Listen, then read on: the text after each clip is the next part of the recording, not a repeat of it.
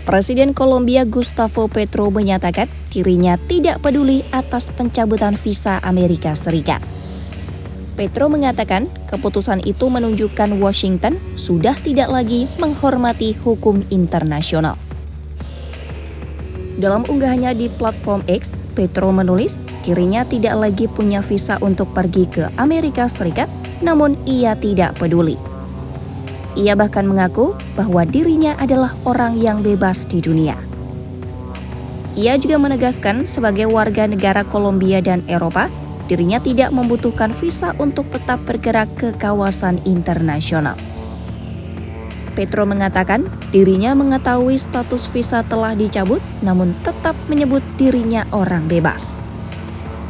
Dalam unggahan terbaru, Petro menegaskan hukum internasional memberi kekebalan untuk hadir di PBB dan tidak seharusnya ada tindakan balasan atas kebebasan berpendapat.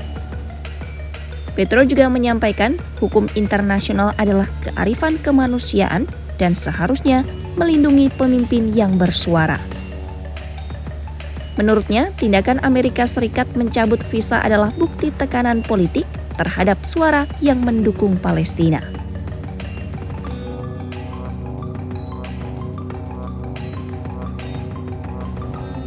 Pencabutan visa Petro diumumkan Departemen Luar Negeri AS pada hari Jumat. Dalam sebuah pernyataan resmi, Petro dituduh melakukan tindakan yang membahayakan dan provokatif terkait pidato yang disampaikan di depan para pengunjuk rasa di New York City. Rekaman video yang beredar memperlihatkan Petro turun ke jalan bergabung dengan ratusan demonstran pro-Palestina di luar gedung PBB.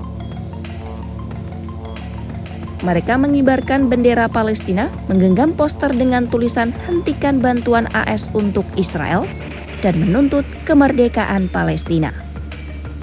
Petro menyampaikan pidato dadakan di depan massa, mengumumkan rencana Kolombia untuk mendorong resolusi PBB, membentuk Bala Keselamatan Dunia.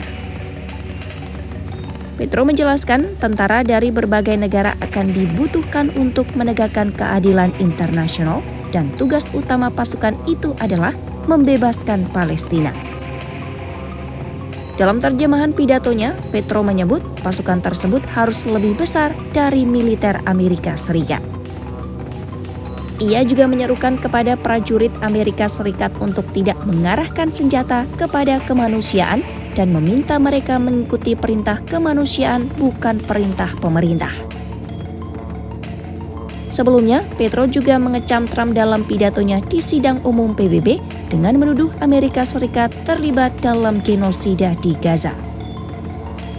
Ia mengatakan genosida adalah kejahatan kemanusiaan dan kemanusiaan harus merespon, menghakimi, dan menghukum. Petro juga menyebut Tuan Trump telah melanggar prinsip-prinsip pendirian PBB.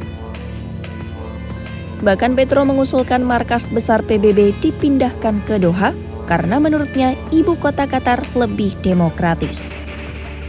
Aksi Petro terjadi di saat yang bersamaan dengan pidato Perdana Menteri Israel Benjamin Netanyahu di Majelis Umum PBB. Dalam pidatonya, Netanyahu menegaskan Israel harus menyelesaikan tugasnya melawan Hamas di Gaza. Pidato itu memicu reaksi. Puluhan delegasi dari berbagai negara keluar dari ruangan sidang sebagai bentuk protes. Netanyahu juga mengecam negara-negara yang mengakui kemerdekaan Palestina dengan menyebut keputusan itu akan mendorong ancaman. Pernyataan Netanyahu disampaikan di tengah kecaman internasional atas operasi militer Israel di Gaza.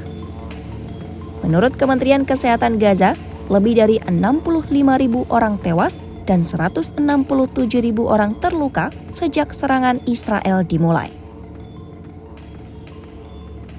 Petro sendiri telah menjadi kritikus paling lantang perang di Gaza.